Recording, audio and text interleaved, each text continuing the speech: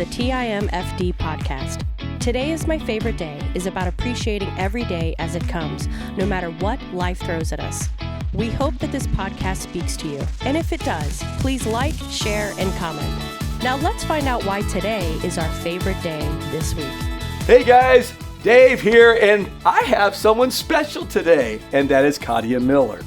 Katia is going to be part of our She Ascends conference, and it's an all-women's conference, and it's going to be an awesome time. She's one of our speakers, actually.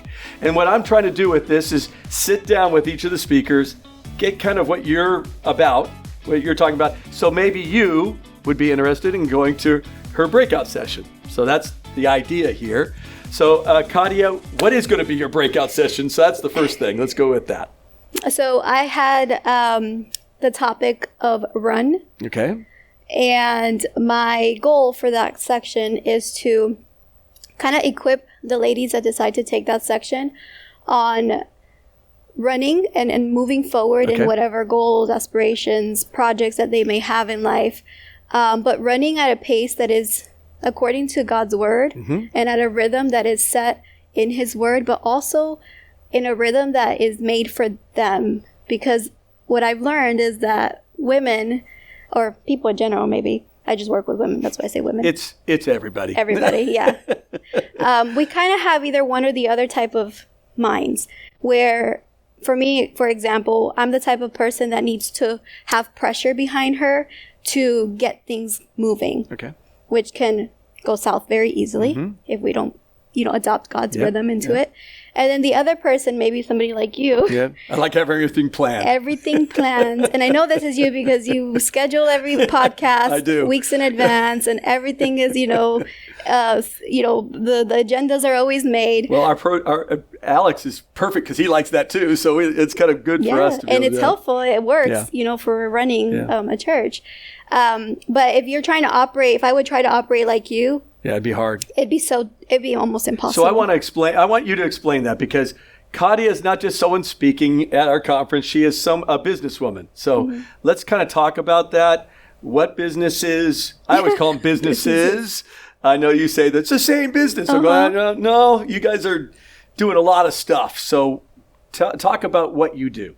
So you've been doing. Yeah, I've been in the network marketing field for 13 years now. I entered at the age of 23. You quit college, though. I quit college to do it because I realized when I saw the opportunity, it just lit this inspiration and almost like vision inside that I've never felt in my life. Wow. Everything I ever did was because I had to, because somebody told me, or it's because what everybody else did. And I never, up until that age, did something that I truly felt called to do. Okay. And so you were 23. I was 23. Yeah, I was getting my bachelor's in molecular biology to go to school to become a doctor. Okay, that would make sense. Yeah. When you talk to her, you'll get an idea for that.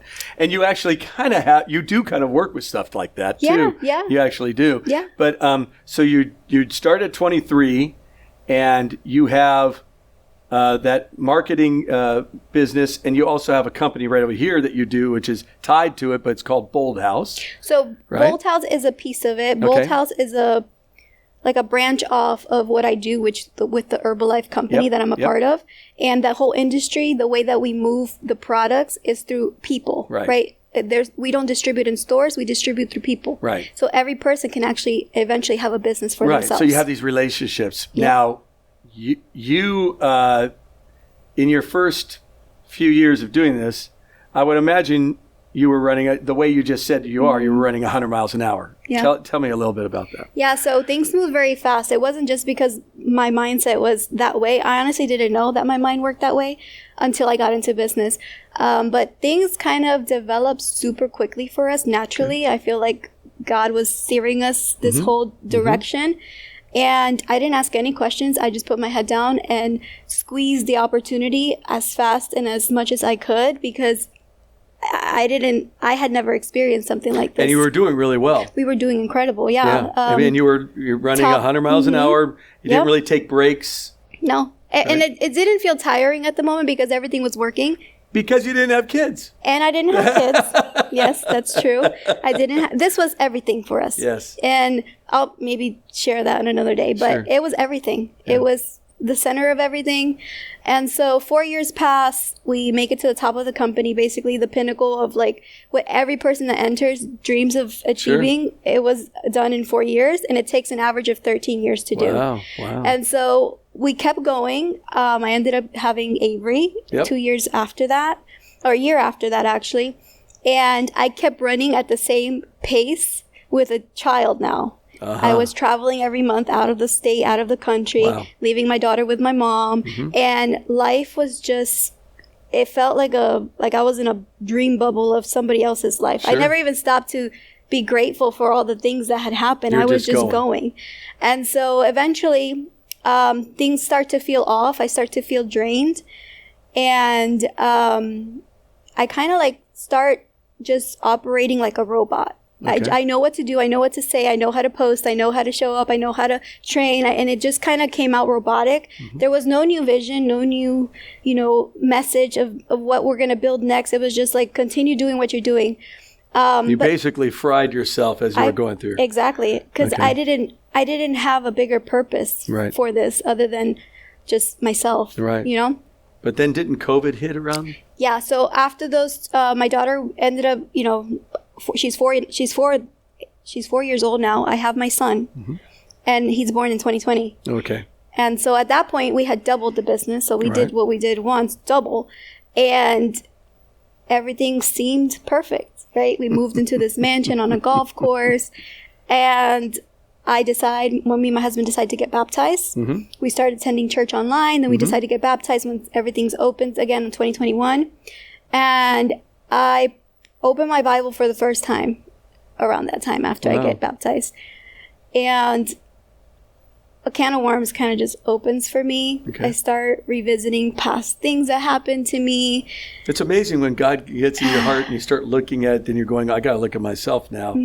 Yeah. Yeah, and he meets you where you're at. Absolutely. Yeah, and he knew what was going to happen, that, I was going to be so empty that where was I going to turn to, And so here he is meeting me. Like at my lowest, I felt dissociated, which... Explain that real quick. Yeah, dissociation is where you emotionally just block everything, the good emotions and the bad. So I did it because I didn't want to feel the depression and the anxiety and the weight of everything anymore. But doing so, I also didn't get to enjoy my newborn baby, in that phase, because I was just surviving. Well, if you're in survivor mode, then you don't have anything to give to your children, and you won't have anything to give to your husband, and it's just kind of I'm just trying to make it to the next day, correct? Yep, that's how I felt. And then since I was the leader of the organization, I'm kind of like the provider in a way, because depending on me showing up on social media is where the customers are coming that's in. the other thing. She does a ton of social media, so that's where I built my business, my first part of the business. So you have the multi-level kind of business, then you have your Bold House actual store that you go to. That I ended up opening after all of this, during all of this. And also with all that, our social media, that doesn't come by magic. That's a lot of work, a lot of time. And so you had that too. That's almost like a third business as you're trying to do the other businesses, because that helps the businesses. Yeah, that's the thing that gets you in front of people. It's the engine. Yeah. And so you had to do that as well. So you're in this place of disassociation. You're grinding. You're grinding. I'm just making it through, Okay. So what finally caused you opened the Bible because you had just felt like you were numb? Is that what it was? Yeah. Okay. I actually opened the Bible because I read a book before the Bible called The Purpose-Driven Life by Rick Warren. Yep. And that's where the can of worms opened. I'm like, I need more. I need to know more. Wow. So that was kind of like the opening book for me. And then I started reading the Bible. And, during this dissociation time, I was so burnt out that I started self-sabotaging my own business. Explain that. I wasn't being disciplined with my results. Okay. So normally after baby, my first time around, 8 weeks, I was back to my weight. Okay. So you were talking about just physically. Yeah. Okay.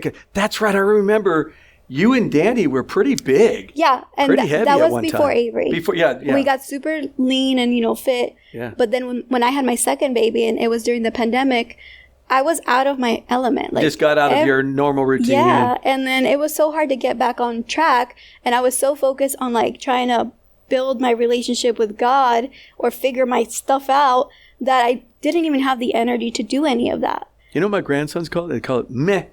Meh. Just kind of, who cares? Who cares? Yeah.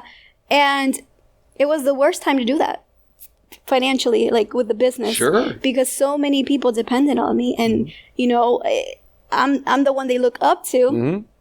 And so like the pressure of it all, I just dissociated and I was like, they can do it on their own kind of a thing. And like little by little, the online business started collapsing. And for everybody, online business had a peak in 2020 and then it started dropping. Really dropping. Because everything changed on social media. So it wasn't just me. Yeah. But that's how I was seeing it. I'm like, oh, I'm letting everybody down. Yeah. And it was like a downward, always a snowball. A snowball effect. Negative. Just keeps on running you. Yeah, so results were down. I wasn't showing up to the calls the same. I wasn't doing team calls anymore. And eventually that turned into shame. And so I'm like, it's too late to recuperate. Now you're getting into the really insanity. It's not so much an insanity cycle, but it can become that. Yeah. Where it's just like you're doing the same thing and nothing is changing. Nothing is changing. Yeah. But I was stuck there for a bit. And all that came because I never paused in my run. You never slowed down. I never slowed down to appreciate what God was giving me, to ask for help and guidance for what was next. It was like, I got it. I know what to do. I've been doing it this whole time. So no Sabbath, no stopping. No. So you know, the verse that you and I were talking about, which is Psalm 46:10, it says, "Be still and know that I am God." That wasn't happening. No, I thought I was God. There we go. Yeah, I thought the little G God. Yeah, I thought I was the reason for the abundance and you know, I would never say that, but I was acting that way. I get it. Yeah, we all can get caught up in that. Our little G God can get real big in our mind, but still really small. But yeah, we can go that direction. So you were experiencing this kind of cycle that was not good. You were not slowing down, so it made you burn out even more. Didn't you homeschool your kids or something too? Eventually, yeah. So my daughter was 4 at that point, but the next year we did put her in a pre-K that was private. Okay. But the year after that for first grade was when I decided to homeschool. So you have all these businesses. You're not really, or a business that has a lot of businesses within it. And then you have now, I'm going to take on homeschooling. So that's not a hard thing. And then you put that on while still in that cycle of trying to figure this thing out. Yep. Okay. Yep. So up until that point, I still didn't understand what surrender meant. That's a big deal. I was still trying to just man through it and just, you know, power through it. And the years kept passing. So now she's 6. Right? Wow. My son is 2 at this point. Yeah. And I am just putting on more weight. My mindset, which then makes you feel horrible. Oh yeah, and I can't. You know, my business is surrounded based on look at I'm taking care of myself. Exactly, and I wasn't. You know, in private, I really wasn't doing what I knew I needed to do. You know what? You feel in your business. You may not know this, but in your business, it's much like in the pastorate, because a lot of guys feel very pressured that they have to act a certain way and be a certain way. And that's a lot of pressure. I've watched guys fall apart because I got to act and be like this. And Tanya and I found out really quickly, no one's going to tell us to act and be like this. Well, we're going to do what God wants us to do because we can't survive otherwise. I tried that for some years. It was very, very bad for both of us. And we just went, no more. So for you, that's a lot of pressure. Yeah. That's a lot of pressure to have to almost, the performance kind of thing. Yeah. Right? Because you're performing online, basically, to all these people. Online, in person, too. Oh, that's right. You guys did all the We Do stuff and all that, too. We Do is like a fitness thing. So they were doing that as well. And so you guys you have to keep that look. Yeah.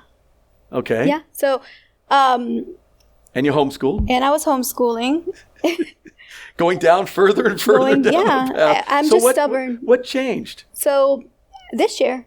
Okay. So I'm fairly recovered, like fairly newly recovered or recovering, because I just started to actually have common sense again. I'm very emotional, and sometimes that is it's my gift, but it's also my struggle. It can be a curse. It's a curse. Yeah, it can be. Yeah. And so finally common sense set in. I'm just like, look, you can't be 100% at everything. You know this. Why am I expecting that out of myself and trying to do that when that's impossible? If I'm putting energy here, I'm taking energy from somewhere else. Absolutely. And so I had to be okay with like, what are we going to focus on this year? And that's part of the rhythm is, what are you focusing on this year? Yeah. Is it your health? Yep. Is it your business? Yep. Is it your mindset? Is it your connection with God? What is it? Yes. You can't try to do everything at once. No. And so I finally came to my senses and I was like, you know what? We're going to move closer to everything, because we were also living in Land O'Lakes, which was 40 minutes here, 40 minutes back to the shop and to church, because we were running ministries here. Wow. We were, so it was 5 hours of travel just throughout the week. Good. And so we moved closer. We put the kids, my daughter in school. My son was entering kindergarten, so thankfully they got to go together. And the relief that I felt on the first day that they were in school, I was guilty of it. I felt guilty to feel it, because this whole time I was trying to hold on to being that mom that schools them at home. Yeah. But I was internally like suffering. And so when they go to school and I have my mornings to myself, no noise, I can take my time, I can pour into myself again. I almost didn't know what to do with the time. So that's a question. So what do you do? Because we're all built differently. What do you do in the morning to get yourself kind of going? And then if I remember right, you told me you read the Bible in the evening? Yes, now I do. Okay. I tried doing the morning thing. It doesn't work for me. You don't do my thing, huh? Yeah, a lot of people have told me that it's hard for them to get going on that. Either in the afternoon when I have like a quiet moment, which is rarely, which is why I end up doing it at night, evening? Right before bed. But the mornings for me, I have to basically turn on my brain, because I'm not the person that wakes up and wants to go and work. Like you don't get up and say, today's my favorite day, which is mine. I could drive some people crazy with that. Oh my gosh, no. Yeah, I have to pray, God, please give me the want to move today and to do stuff today. Yeah. And he does, and I get up every day. But I need to hear either worship in the car, like, at first I have to eat. Yep. So I need protein in my body. Yep. I need some sort of warm drink to get me going. And then worship either on the way to the gym, which is what I do the first thing in the morning, because it gets my body and my mind awake. Yeah. And once I'm awake, I can handle the rest of the day with like a real smile, not just a forced, like, let me just get through it. Sure. I actually enjoy what I do. So before I couldn't do that, because I wake up and I'm mom and I'm teacher. Yes. And then that's all day. And on the little areas that I have left, I have to do business. Yep. So at no point am I connecting with God. At no point am I waking my mind up. Yeah. And doing that for so long, it'll fry you. It'll fry you, yeah. So as far as for you coach a lot of people through the business that you're in. I know that you've done that for years. And so these different personalities. So you have that first personality that's like you, where you have to have a kind of almost like you need the pressure to get something done. Is that kind of the idea? And then like myself, people who like to have things organized. I'm a list guy, have all that kind of stuff. I like getting things done in advance, so I don't feel that pressure. Matter of fact, that would not work for me. Yeah. So when it comes to the rhythm of a day, week, month, explain what you would suggest to people on both sides. So what would you do? So my side's easier because I just speak from experience. But for me, I need to learn to say, I need to be able to say no to things. Yeah. Because, for example, some days if I had a baby shower this past Sunday that I needed to be at, because this family means a lot to me and that's my way of, reconnecting with them. But I knew I couldn't be at church at the same day. Yeah. So I had to say no to church to be there for them, right? And before I would have just done both, but I would have been fried. Yeah. So I had to learn how to say no to things and be okay with it and not want to people please. Don't say no to church too much. No. Yeah, of course. But on days like that, that I have to make a hard decision, it's okay, And as far as planning out my weeks, I know that I need maybe this is not going to sound like great, but I need a reward system. Okay. So like for me, a reward could be a drive alone in the car. That's a good thing. Going out by myself for lunch, taking myself out for lunch. A reward can be something to look forward to on the weekend. So I need to get all this done. And then Friday night is date night. We get to dress up and go have fun. Got to do the date night. Yep. So I have to have something to look forward to get me to the end of whatever I'm doing. To get quiet and kind of get your mind in a better place and slow things. Jesus got alone a lot. Yeah. And so that makes total sense. So for someone like myself who is a major list person, what would you suggest to them? Because I think the same thing it matters. You need quiet time. Yeah. And you need to take that Sabbath or you're a dead dog. Yeah. I mean, So for people like you, I feel like you don't need flexibility. You need to have it written down. Yep. Like 6:30 to 7:30. I have it exactly like that. Is my Bible reading, and my husband's the same way, by the way. And for me, that's I get turned off by that. Like, don't tell me what to do when to do it. I'm going to do it, but don't tell me when. Yes. Kind of a thing. But for other people, it's like, no, I won't get it done. Or at that time hits 6:30 and we're done. Yeah. The podcast ends at 3. We're close it, very timely. And organize ahead of time. You need to know what we're doing for summer vacation by the year before. Yep. And plan out your whole year and organize yourself ahead of time to be able to actually enjoy it. Yes. Where for me, it's I like random trips. Yeah. Like there we go. Surprise, let's figure out where we go later, but sure. Last minute kind of a thing. That's more exciting. Yeah, and I know that there's a side that I have to kind of just go, okay, I can't organize everything in it, and we just do it. So the evening, a lot of times for me, obviously there's a lot of church things that go on, but other evenings, it's kind of Tanya. We just kind of go, okay, we want to do something. We'll just figure it out as we're going along. Yep. And we've had to force ourselves to do that. I've had to force myself to do that. That's hard. Yeah. and to take that Sabbath and slow down, right? Yeah, I didn't know about Sabbath until last year. Yeah, just to slow down. Yeah. Take the time and take the break and kind of recharge. Yeah. Yeah. Okay, so for you, you found this dark place that you were in. You were disassociating with people. You were putting on weight. Not really catching up with the business. Just so hiding. What changed? And you were first you said that no more homeschooling, right? Yeah. That was one big one. Yeah. What else changed? Honestly, it was just you get tired of repeating the same loop that is not healthy. Yeah. And I think once you hit that point of like enough is enough, then you start to make the hard decisions and like the actual decisions that change things, because we can all make decisions, but there's only certain decisions that are really going to change things. Absolutely. And one of those was stop the homeschooling and pick one thing to focus on this year. Don't try to be the homeschool mom, the leader, the business owner. Like, what are we going to work on and get better at this year? Yeah. Yeah. So for me, it was, I'm going to focus on my health this year as my priority. And that does require me to put them back in school because I don't have any other moment. So what did you do to take care of your health? So for me, nutrition is a big deal. Eating enough protein is important for me because I tend to munch on things if I'm hungry and not the best things. So prepping food for myself for the week. I was going to say, do you do food prep? I try every Sunday. Does that drive you crazy?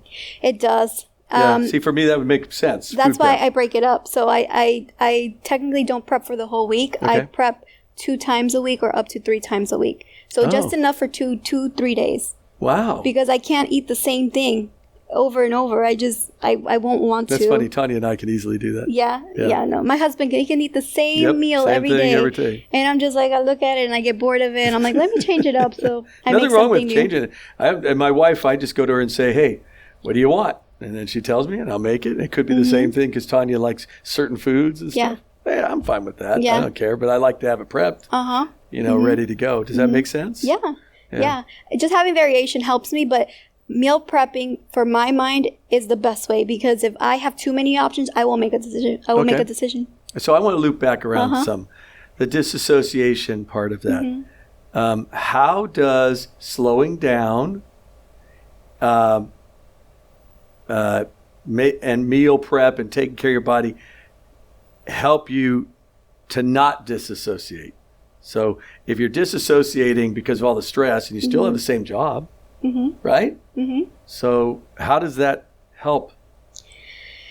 I think it helps to actually walk being loved by God. Okay. Because we can say I'm a child of God, but like if you're not taking care of yourself as one, then your reality doesn't match what you're saying. No. And that's where I think that's where the quiet, being quiet, being in the Word of God, because you need that in your brain to have your brain get itself in a right, not use your vernacular, right rhythm, right, for me, the right mindset, to get my eyes focused up rather than focused down. Yep. Because list people will look at all the problems too. Yeah. And they'll start listing out the problems. I don't know if you could do that.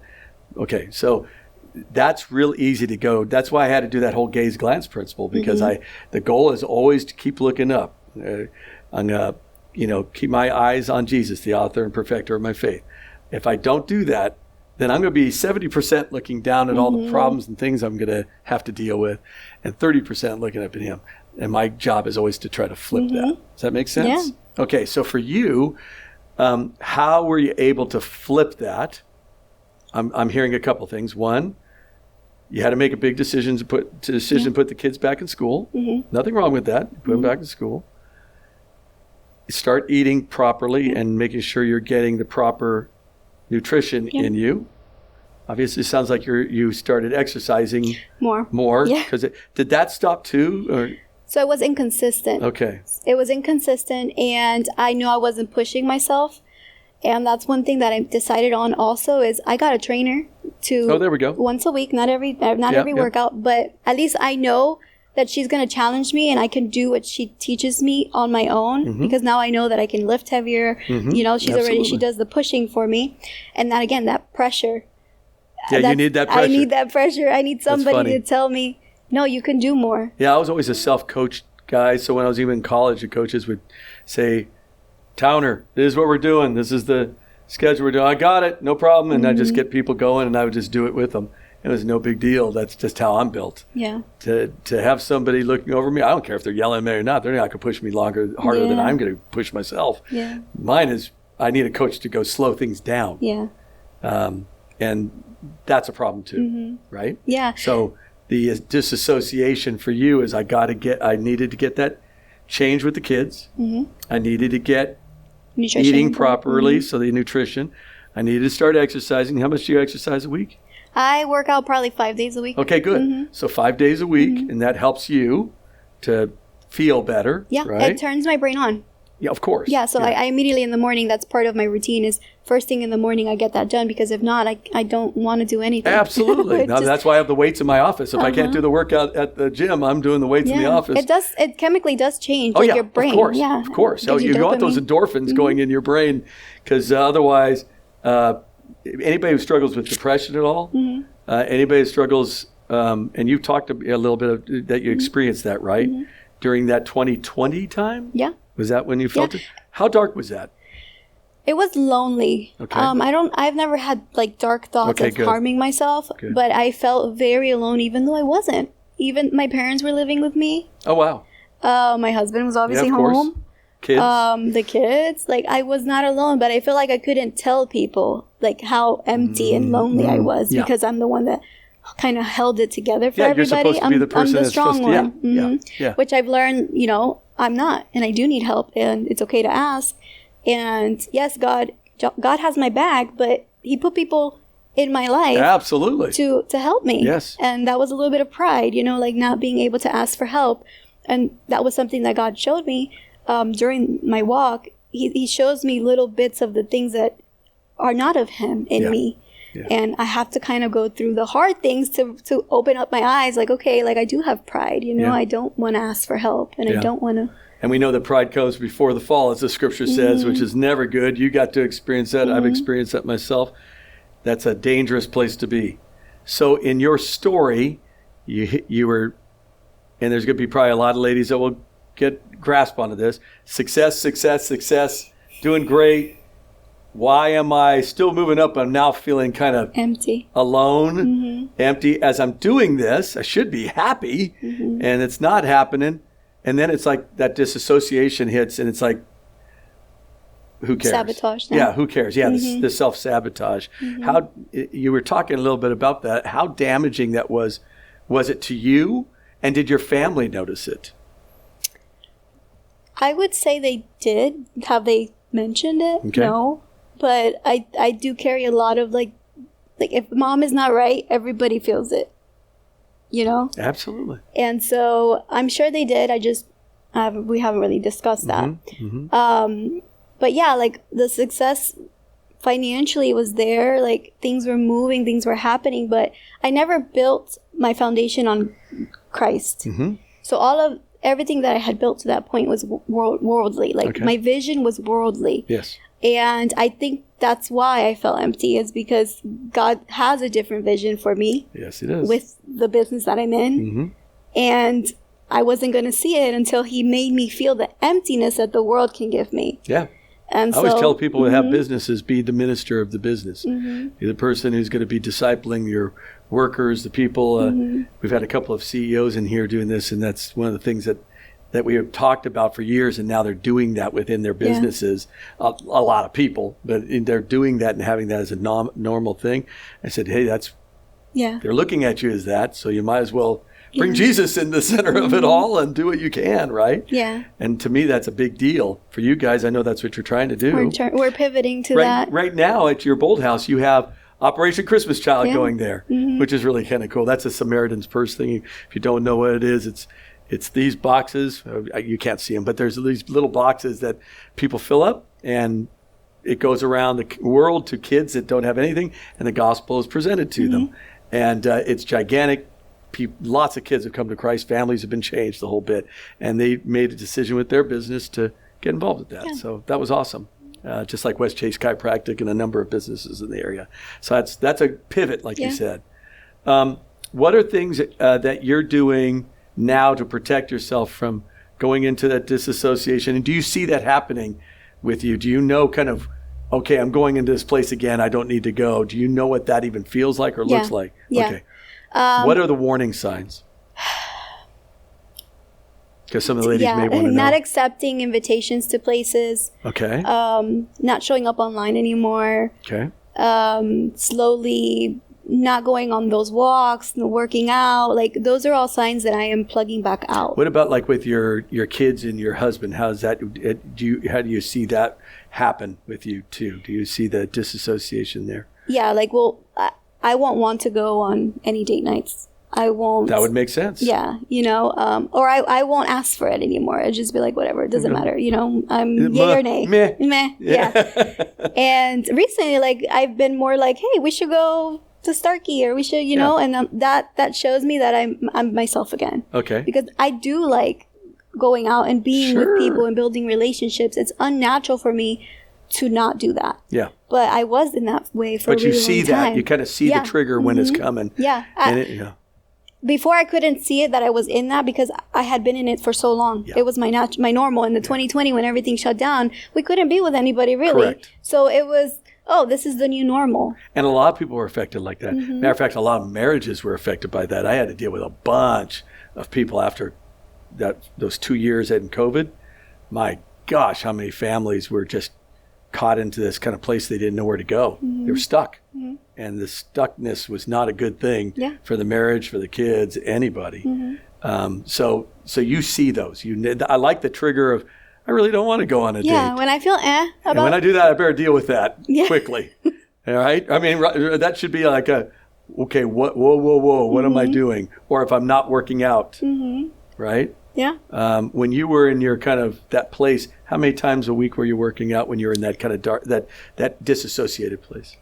Maybe once or twice. Okay, so you know that trigger. Yeah. You see that you're prepped for food and stuff. Yeah. In that disassociated place. I wouldn't eat.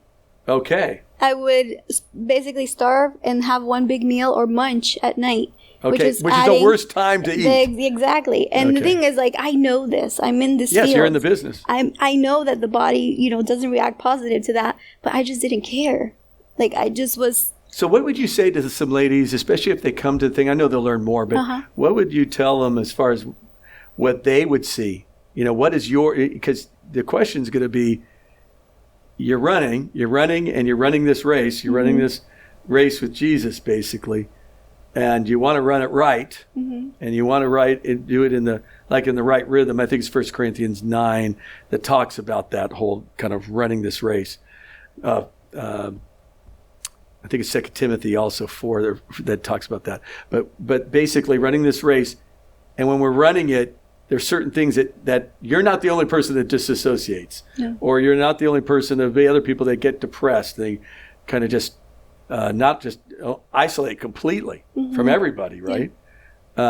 So for you can actually tell everybody the triggers that are there for you. I think another one I've heard with people is they just don't want to read the Bible. They're done with that.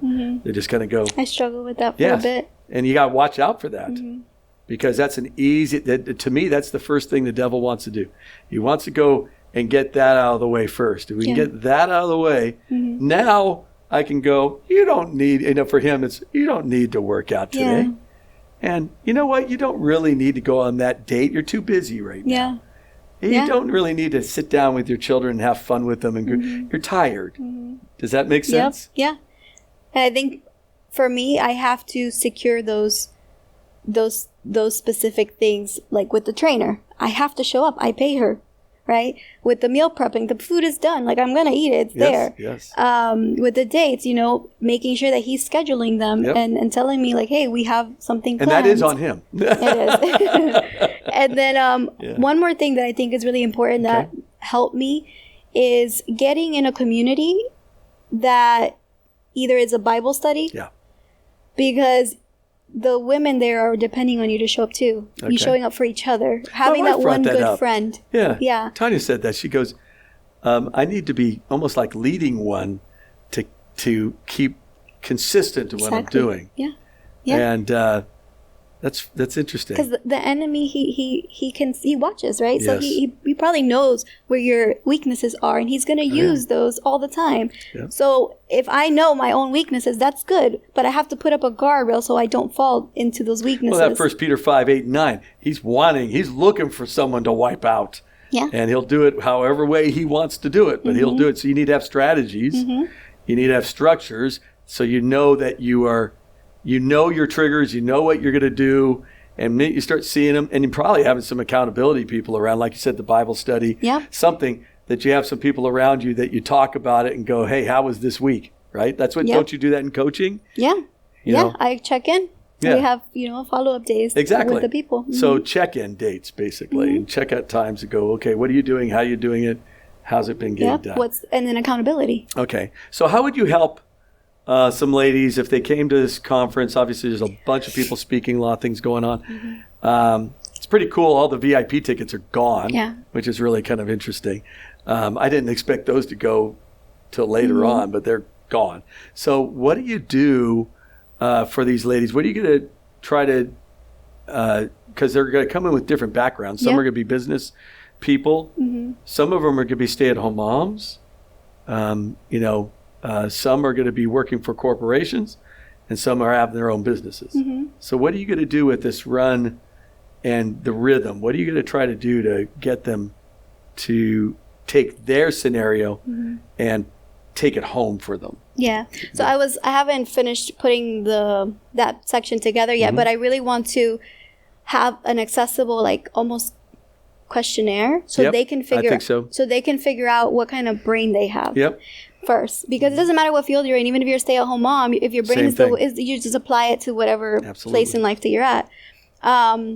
That's one thing. And then also analyzing what are the top 3 hard decisions that will move the needle the most. Okay. Because people get stuck in listening to motivation, going to workshops, going to conferences, but then when they get out the door, they didn't make that one hard decision that's going to change anything. You have to. Exactly. But it's hard. because they're life-changing things. Like me not homeschooling was a hard decision, Yes. but it was for the better of all of us. Yes. And so like them leaving clear on what those 3 are and picking the one that they're going to implement in that beginning of the year and focusing on bettering that part. So the goal is going to be you take 3 and you're wanting to do 1 At a time. out of that at starting it this coming year. Mm-hmm.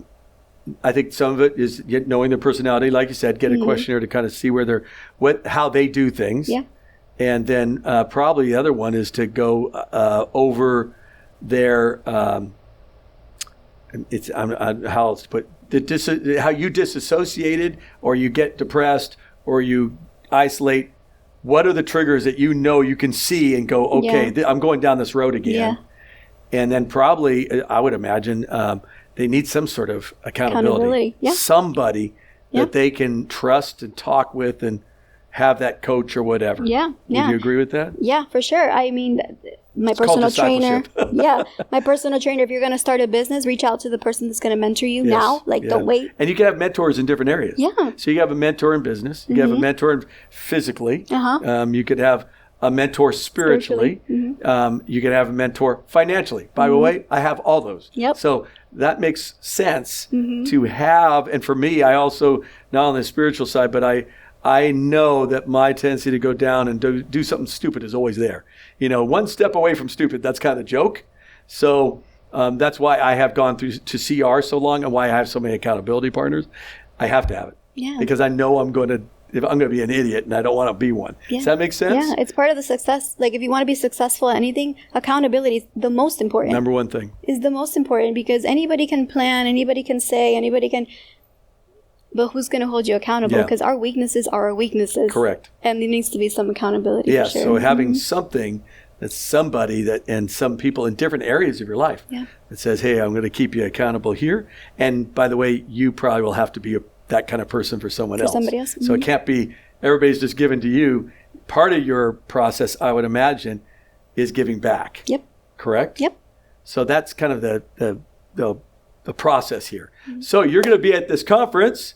I'm excited for you. I'm not going to get to see it because I'm not a woman, so I'm not going to be there for that. I think I'm helping with security or something like that. There's a group of us that are being voluntold to be involved with that, so we may be on the outside of the building doing all that kind of stuff. But inside, you're going to be one of the speakers. There's a number of them. Like I said, podcast will bring each one of them on, talk to them, figure out what they're going to do. And then for you, it sounds to me the running of this race that we need to run and doing it in a rhythm that makes sense for you. Yep. Correct? Yes. And then looking for those triggers and finding out what we have to do to get some accountability. That's Did right. I get that? Yep. Awesome. High five. I like that. Thank you, Katia, for being here. You're welcome. Guys, my hope is that every day that what you heard from her, that we can have some accountability and have people around us that will help us lift up. And we do that all in the name of Jesus. If we can do that, we're going to be in a good place. Get that accountability. Let's start exercising. Let's start eating right. Let's kind of get our schedules and things in place and know through our rhythm.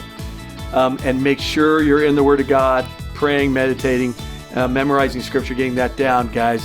And then have those accountability partners. God bless you. Make every day your favorite day. Take it easy, guys. Thank you for listening to TIMFD, Today is My Favorite Day. Views, comments, and opinions are those of the host and guest alone. TIMFD is produced and directed by Alex Korn. Thank you for listening. Have a great day, live intentionally, and be very blessed.